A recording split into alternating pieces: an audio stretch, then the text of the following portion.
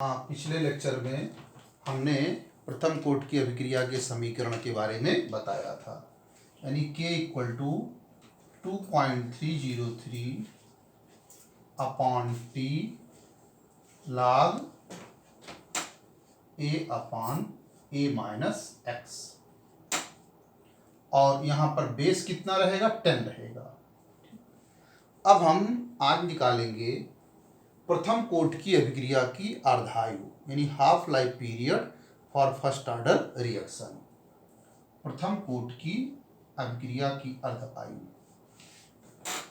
प्रथम कोटि अभिक्रिया, प्रथम कोटि अभिक्रिया की अर्धायु, अर्धायु निकालना है। तो अर्धायु के लिए समय अर्धायु के बराबर तब होता है जब पदार्थ की आधी सांद्रता नष्ट हो जाती है या पदार्थ की आधी सांद्रता शेष रह जाती है। इसका मतलब कि जब x हो जाएगा a/2, x उत्पाद की सांद्रता है, वो प्रारंभिक सांद्रता की क्या हो जाएगी, आधी।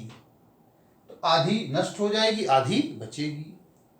इसी चीज को प्रथम कोटि की अभिक्रिया के समीकरण में रखते हैं। k equal to 2.303 upon t के स्थान पर लिख देंगे टी हाफ, और log a upon a minus x के प्लेस पर a/2। तो यहां से k equal to 2.303 upon t half, और log ऊपर a है और नीचे सब्सट्रैक्शन पर आएगा a/2, 2 चला जाएगा ऊपर और a चला जाएगा नीचे, a कट जाएगा और ये 10 बेस पर है। तो k equal to 2.303 upon t half, और यहाँ पर log 2 आया है, log 2 की वैल्यू आती है 0.3010, 0.3010, ये log 2 की वैल्यू है। यहाँ से क्रॉस मल्टीप्लाई किए टी हाफ बराबर, इन दोनों को जब मल्टीप्लाई करते हैं तो आता है 0.693। कब? जब 2.303 को मल्टीप्लाई करते हैं 0.3010 से, के आ जाएगा नीचे। ये जो है प्रथम कोटि की अभिक्रिया की अर्धायु निकली, टी हाफ बराबर 0.693 अपॉन के, यानी टी हाफ जो है ए पर निर्भर नहीं करती, यानी सांद्रता पर निर्भर नहीं करती, यानी half life period does not depend on concentration of reactant. तो टी हाफ की वैल्यू निकली 0.693 अपॉन के। इसमें कहीं पर कंसंट्रेशन का टर्म नहीं आया, यानी टी हाफ जो है कंसंट्रेशन पर डिपेंड नहीं करता। इसलिए जब टी हाफ और कंसंट्रेशन के बिटवीन ग्राफ खींचते हैं, कंसंट्रेशन C और टी हाफ के बीच जब ग्राफ खींचेंगे तो ग्राफ जो है एक्स एक्सिस से पैरेलल होगी। क्यों? क्योंकि टी हाफ इंडिपेंडेंट ऑफ सी, यानी सी पर निर्भर नहीं करती। तो इस तरीके से टी हाफ और सी के बीच में ग्राफ प्राप्त होता। अब हम बताने जा रहे हैं टीसी, टाइम ऑफ कंप्लीशन, यानी अभिक्रिया के पूर्ण होने में लगा समय। अभिक्रिया के पूर्ण होने में लगा समय, जिसको टीसी कहते हैं, कंप्लीट टाइम।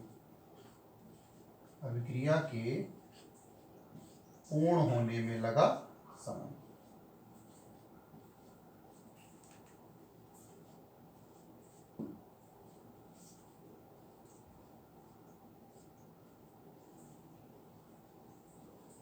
जिसको शॉर्ट में हम टीसी कर देते हैं, कंप्लीट टाइम। कंप्लीट टाइम तो अभिक्रिया कब पूर्ण होगी, तो इसके लिए अभिक्रिया को देखना पड़ेगा। ये सपोज ए रिएक्टेंट है और ए रिएक्टेंट बी प्रोडक्ट में कन्वर्ट होता है। तो बताया था इसकी इनिशियल कंसंट्रेशन है ई ए और इसकी इनिशियल कंसंट्रेशन है 0। कुछ समय जब बीतता है तो इसकी कुछ मात्रा बी में बदल जाती, माना x। तो यहां पर ए की जो सांद्रता शेष बचती है वो है a माइनस एक्स। ये अभिकारक की प्रारंभिक सांद्रता है, प्रारंभ में स्मॉल a, और उस समय प्रोडक्ट उत्पन्न नहीं होता तो उसकी कंसंट्रेशन 0। कुछ समय जब बीतता है तो इसकी x मात्रा इधर चली जाती तो इसकी शेष मात्रा बचती a माइनस एक्स। अब हमको टीसी निकालना है, यानी समय जो है कंप्लीट टाइम के बराबर कब होगा। तो समय कंप्लीट टाइम के बराबर तब होगा जब पूरा का पूरा x किसके बराबर हो जाए, a, यानी x किसकी कंसंट्रेशन, उत्पाद की, प्रोडक्ट की, वो पूरा का पूरा रिएक्टेंट के बराबर हो जाए, यानी ये पूरा उधर कन्वर्ट हो जाए, यानी x इक्वल टू a, यानी पूरा का पूरा जो है रिएक्टेंट किस में कन्वर्ट हो गया, प्रोडक्ट में। या यहां पर x जब a रखोगे तो पूरा टोटल हो जाएगा 0, यानी इसकी कंसंट्रेशन हो गई 0, यानी कि पूरा का पूरा a किस में कन्वर्ट हो गया, b में। अब इसी चीज को हम रख देंगे प्रथम कोटि की अभिक्रिया के समीकरण में।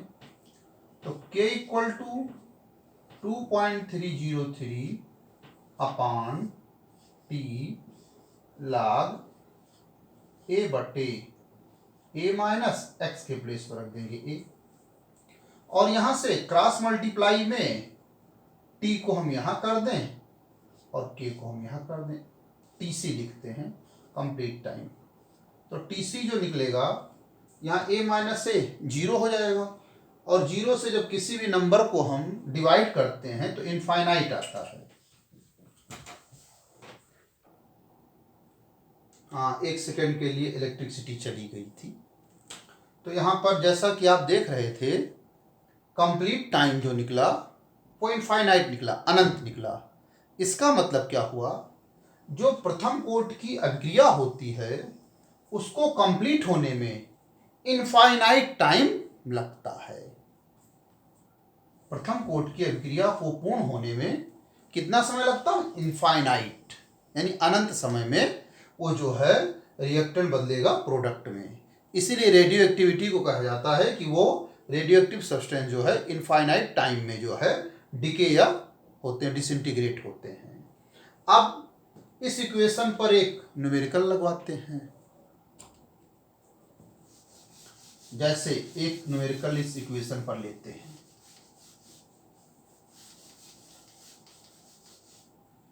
जैसे एक क्वेश्चन लिया गया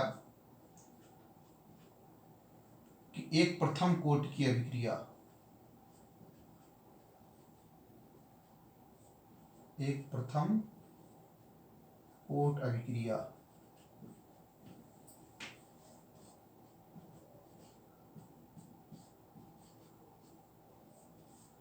पांच मिनट में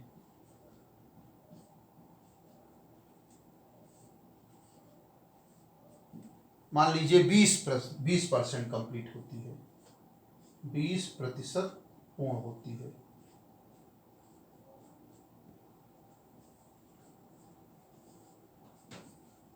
पूर्ण होती है तो कितने समय में,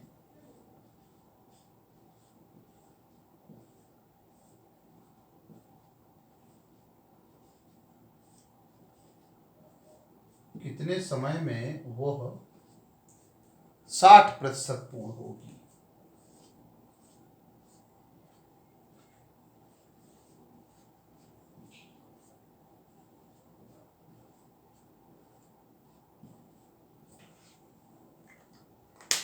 यानी ले लिया हमने कि एक प्रथम कोटि अभिक्रिया 5 मिनट में 20% पूर्ण होती है, तो कितने समय में वो 60% पूर्ण होगी। यानी कह सकते हैं first order reaction complete 20% in 5 minutes. तो in which time he completes 60%, यानी 60% कितने समय में वो पूर्ण होगी। अब उसके आंसर के लिए पहले लाइन का प्रयोग करते हैं। टाइम दिया है 5 मिनट, ये 5 मिनट, और 20% पूर्ण होने का मतलब कि 20% अभिकारक बदल गया किसमें, उत्पाद में। तो उसके लिए क्या करते हैं, मान लीजिए प्रारंभिक सांद्रता 100 थी, 100 मोल प्रति लीटर, और x जो उत्पाद की सांद्रता है वो हो जाएगी 20%, यानी 20%। 100 का जब 20% निकालेंगे तो 20 ही मिलेगा। हमने मान लिया कि प्रारंभिक सांद्रता कितनी है, 100, तो 100 का 20% 20 ही होता है, तो 20 मोल प्रति लीटर किसमें बदल गया, उत्पाद में। यानी ए जो है बी में चेंज हो गया, कितना, 20%। तो यहां से के की वैल्यू निकाल लेते हैं। K equal to 2.303 upon t log a upon a minus x है, तो ए के प्लेस पर रख दिए 100, और फिर ए माइनस एक्स, तो ए 100 है और एक्स आपका 20 है। ये के जो हो गया वो हो गया 2.303, और टी अगर मिनट में निकालना चाहते हैं तो 5 मिनट लिख दिया, और log ये 100 हो गया, और 100 माइनस 20 हो गया 80। यहां से एक जीरो कट गया, तो के इक्वल टू 2.303 अपान 5, और log ये 10 अपान 8 आ गया, जिसको लिख देंगे log a minus log b, log a minus log b। तो क्या हो गया 2.303 अपान 5, log 10 की वैल्यू होती 1 बेस 10 पर, और 8 को लिख देंगे log 2 की पावर 3, 2 की पावर 3 8 है, और इक्वल टू 2.303 अपान 5, 1 माइनस, ये log में log का रूल है log m की power n equal to n log m, ये 3 आ जाएगा बाहर।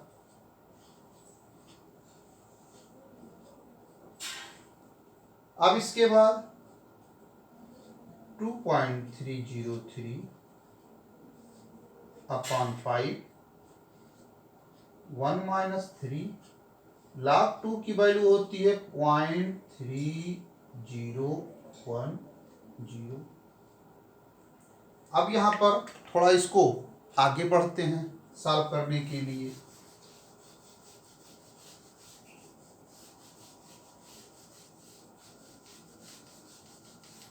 तो यहां से k equal to 2.303 upon 5, 1 minus, इसको मल्टीप्लाई कर लेते हैं,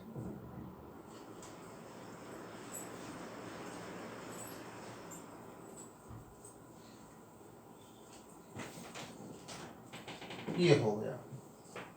अब इसको 1 में से माइनस कर लेते हैं,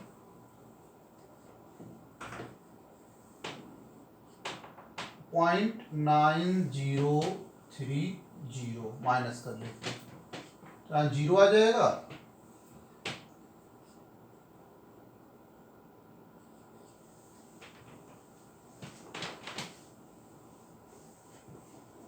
ये आपका ये हो गया 7 हो गया, और यहाँ 9 हो गया, और ये आपका 9, और यहाँ 0, अच्छा माइनस कर रहे हैं, तो ये हो जाएगा आपका 2.303 अपान 5, इतना हुआ। अब इसके बाद हाँ सॉल्व करने पर इसको आ गया 0.044 और मिनट की पावर -1, मिनट की पावर -1। ये तो के की वैल्यू आई। अब अगले कंडीशन में पूछा गया था कि कितने समय में, मान लीजिए समय क्वेश्चन मार्क अज्ञात, कितने समय में अभिक्रिया 60% पूरी होगी। तो ए तो 100 रहेगा और एक्स हो जाएगा 60। कितने समय में, मान लिया टी समय में। इनिशियल कंसंट्रेशन 100 और उसका कितना परसेंट पूरी हो गई, 60%। फिर हम रखेंगे प्रथम कोट की अभिक्रिया के समीकरण में k equal to 2.303 upon t log a बटे a माइनस एक्स। अब एक काम यहां पर और भी कर सकते थे सरलता के लिए कि k को हम यहीं से रख के इससे काट भी सकते थे और या डायरेक्ट वैल्यू रख सकते हैं। तो वैल्यू रखने से थोड़ा सा कॉम्प्लिकेशन हो जाएगा, अगर इसको रख देंगे तो चीजें कट जाएंगी। जैसे k के प्लेस पर हम ये रख दें तो ये कट जाएगा। खैर रखते हैं k बराबर 2.303 अपॉन टी log a के प्लेस पर 100 और यहाँ 100 माइनस एक्स, तो ऊपर तो 100 आया और 100 माइनस 60 हो जाएगा 40, ये जीरो कट जाएगा।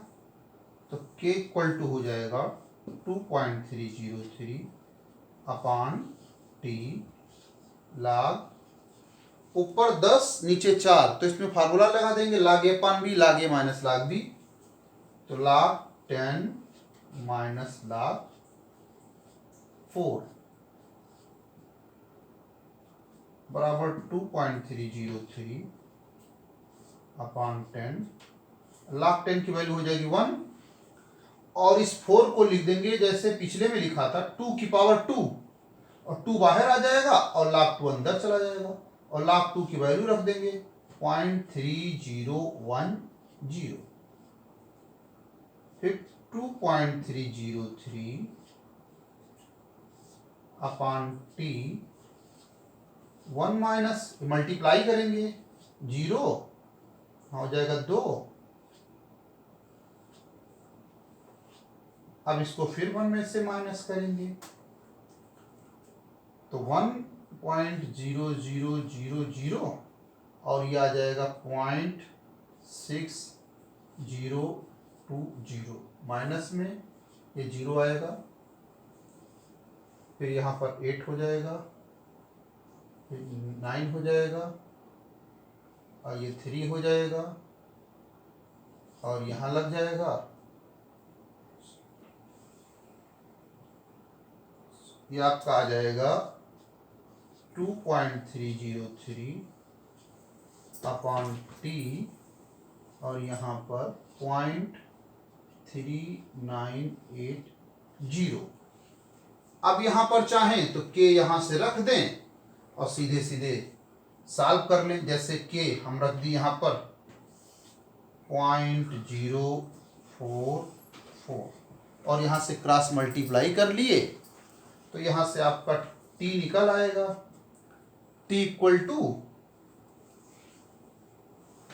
2.303 और इंटू 0.3980 और ये नीचे चला जाएगा 0.044। इतना मिनट इसका आंसर आएगा। इसको मल्टीप्लाई करके इसको क्या कर लेंगे, डिवाइड कर लेंगे तो इसका आंसर आएगा। तो इस तरीके से प्रथम कोट की अभिक्रिया से संबंधित एक हमने सवाल का जिक्र किया। अब हम आगे बात करने चल रहे हैं आणविकता पर, मॉलिक्यूलरिटी, कि कैसे हम रिएक्शन की मॉलिक्यूलरिटी निकालते हैं, यानी आणविकता कैसे निकालते हैं। मॉलिक्यूलरिटी ऑफ रिएक्शन यानी अभिक्रिया की आणविकता।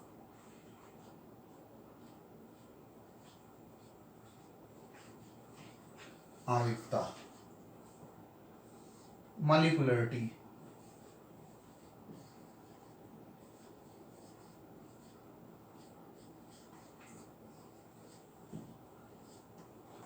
मॉलिक्यूलरिटी क्या है, अभिक्रिया की आणविकता क्या है। तो अभिक्रिया की आणविकता यह है अभिकारक के उन अणुओं की संख्या या परमाणुओं की संख्या या आयनों की संख्या, लिख दे रहे हैं, अभिकारक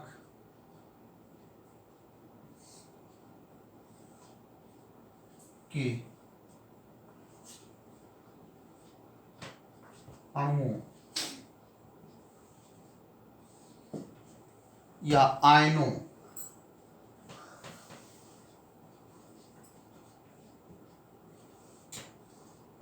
या परमाणुओं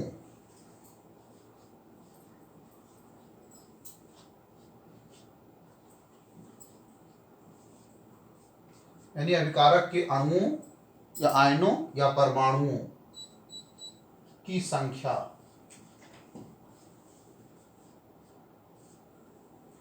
जिनके परस्पर टकराने से अभिक्रिया होती है, जिनके आपस में टकराने से अभिक्रिया होती है,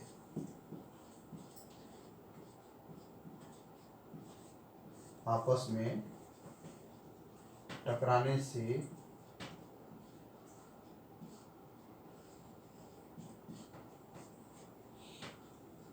अभिक्रिया होती है,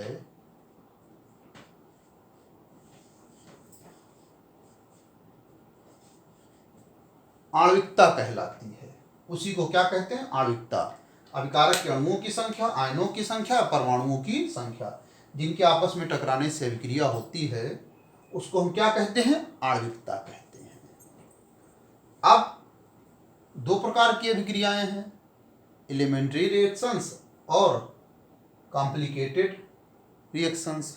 यानी कुछ अभिक्रियाएं हैं जो एक स्टेप में कंप्लीट होती हैं और कुछ अभिक्रियाएं एक से अधिक स्टेप में कंप्लीट होती हैं। तो क्या करेंगे, किस तरीके से आणविकता निकालेंगे। अब ये जो आणविकता है इसकी वैल्यू 1 होती है या 2 होती है या 3। आणविकता की वैल्यू 1 है, 2 है या 3। 3 से अधिक आणविकता वाली अभिक्रियाएं ज्ञात नहीं है। आणविकता या तो 1 होगी या तो 2 होगी और या तो 3 होगी। 3 से अधिक आणविकता वाली अभिक्रियाएं ज्ञात नहीं है।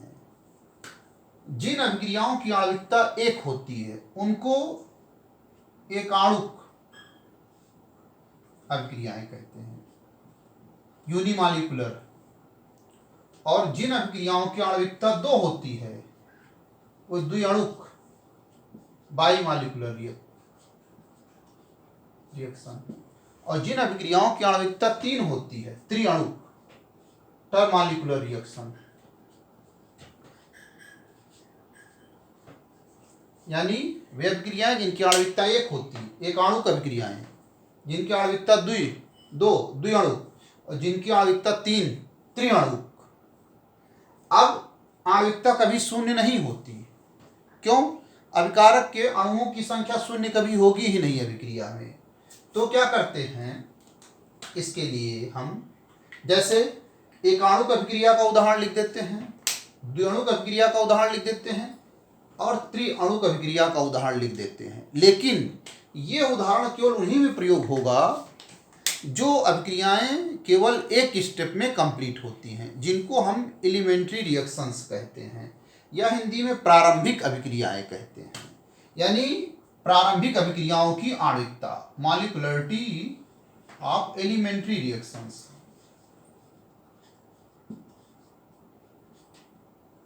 Molecularity of elementary reactions.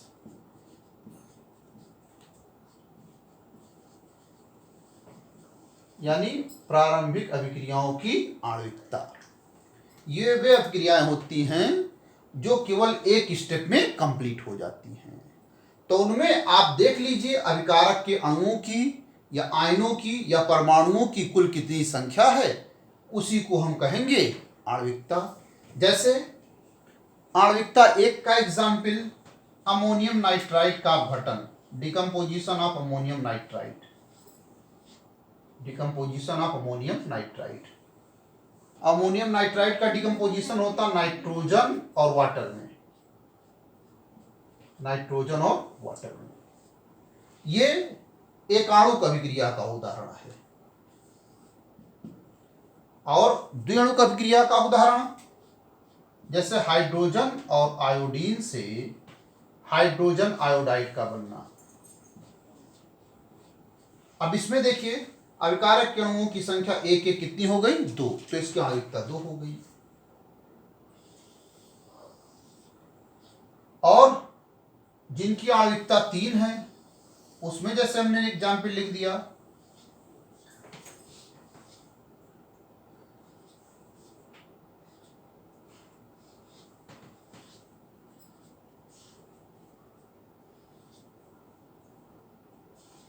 ये लिख दिया NO और O2 से NO2 का बनना, यानी नाइट्रिक ऑक्साइड और ऑक्सीजन के संयोग से नाइट्रोजन डाइऑक्साइड का बनना।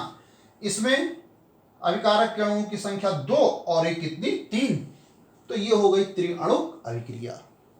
अब हम बात करते हैं कॉम्प्लेक्स रिएक्शंस की आणविकता, जटिल अभिक्रियाओं की आणविकता।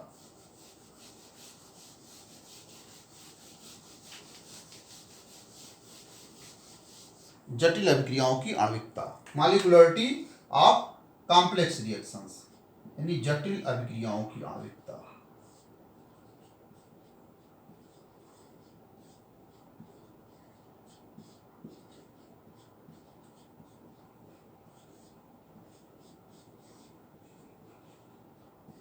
जटिल अभिक्रियाओं की आणविकता।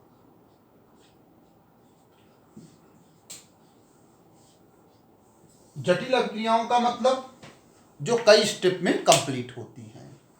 उनके लिए क्या करते हैं, उनमें जब मैकेनिज्म देखते हैं तो मैकेनिज्म में जितने स्टेप होते हैं सब स्टेप की अलग अलग आणविकता निकाली जाती है।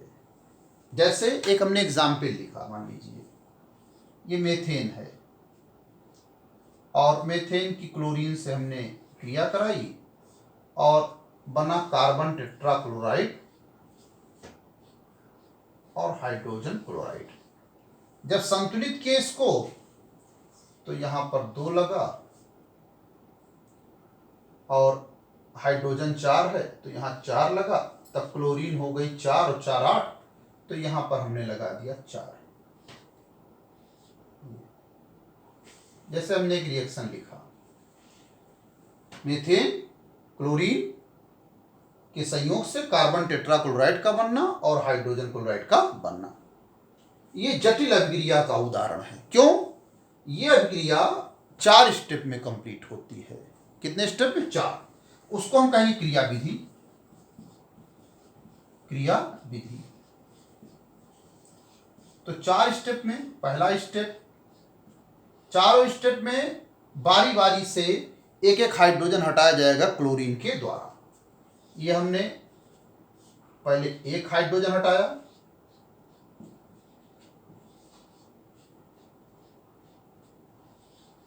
फिर इसको लिया, फिर दूसरा हाइड्रोजन हटाया,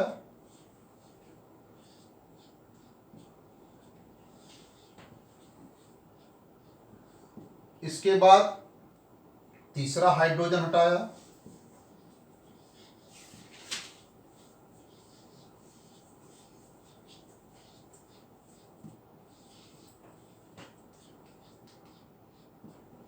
और फिर लास्ट में चौथा हाइड्रोजन हटाया।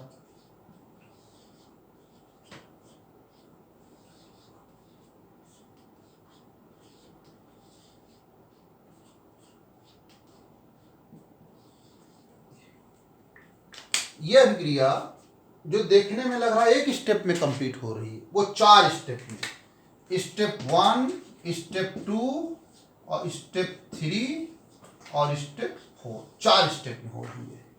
अब ऐसा नहीं कि इसकी आणविकता 1 और 4 कितनी हो गई? 5। आणविकता की वैल्यू 3 से अधिक नहीं होती। तो जटिल अभिक्रियाओं में क्या करेंगे, प्रत्येक स्टेप की आणविकता अलग अलग लिखेंगे। जैसे हमने बताया CH4, एक हाइड्रोजन हटा, एक हाइड्रोजन के स्थान क्लोरीन प्लस HCl, फिर हमने इसको लिया CH3Cl फिर Cl2 से रिएक्शन कराई, हाइड्रोजन 3 से हो गया 2 और एक Cl यहां पर आ गया। फिर इसको लिया गया और फिर क्लोरीन से रिएक्शन कराई गई, हाइड्रोजन 2 से हो गया 1। फिर उसके बाद इसको लिया गया, फिर क्लोरीन से रिएक्शन कराई गई तो हाइड्रोजन इसके चारों हट गए। ये आपका मोनोक्लोरोमेथेन कह सकते हैं, इसको डाइक्लोरोमेथेन, इसको ट्राइक्लोरोमेथेन, इसको टेट्राक्लोरोमेथेन। अब अगर आप इन चारों को जोड़ दें, इन चारों को, तो देखिए बायां पक्ष बाएं में जोड़ते, दाएं पक्ष दाएं में, तो CH4 आएगा यहां पे अगर जोड़ते हैं। CH4, Cl2 के कितने मॉलिक्यूल हो गए? 4। और दाहिने तरफ देखिए जब जोड़ोगे तो ये CH3Cl बाएं दाएं कट जाएगा, CH2Cl2 बाएं दाएं कट जाएगा, CSCl3 और CSCl3 बाएं दाएं कट जाएगा, बचेगा CCl4 और प्लस HCl कितने बार? 4 बार। ये ऊपर वाली अभिक्रिया आ गई है, जटिल अभिक्रिया है। कितने स्टेप में हुई? 4। हर स्टेप की आणविकता अलग अलग बताई जाएगी। जैसे इसकी आणविकता हम बताएंगे 2, इस स्टेप की अलग आणविकता बताई जाएगी 2, इस स्टेप की अलग आणविकता बताई जाएगी 2, इस स्टेप की अलग आणविकता बताई जाएगी 2। ये नहीं कि यहां से आणविकता हम 5 कह दें या टोटल कितना कह दें 8, ऐसा नहीं है। जटिल अभिक्रियाओं में प्रत्येक स्टेप की अलग अलग आणविकता बताई जाएगी।